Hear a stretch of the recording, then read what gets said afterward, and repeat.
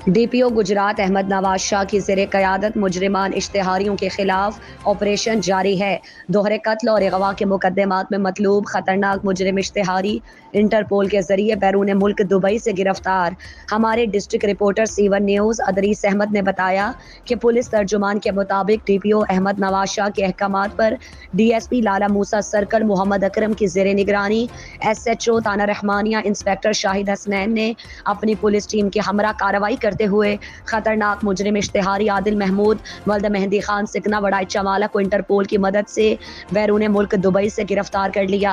गिरफ्तार मुजरिम थाना रहमानिया पुलिस को दोहरे कत्ल और अगवा के मुकदमे में मतलूब था। SHO थाना रहमानिया इंस्पेक्टर शाहिद हसनैन ने गुफ्तगू करते हुए कहा, बिस्मिल्लाहिर्रहमानिर्रहीम। मैं शाहिद हसनैन इंस्पेक्टर SHO थाना रहमानिया आपसे मुखातिब हूँ।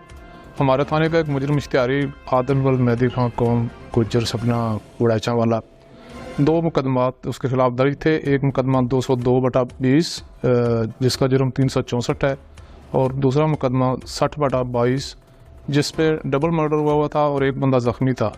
उनमें ये मुजरिम इश्तिहारी था जो पिछले 1.5 साल से बैरून मुल्क फरार हो गया हुआ था। उसको बज़रिया इंटरपोल हम दुबई से लेकर आए हैं, जिसको गिरफ्तार कर लिया गया है। आइंदा कैफे किरदार तक पहुँचाया जाएगा।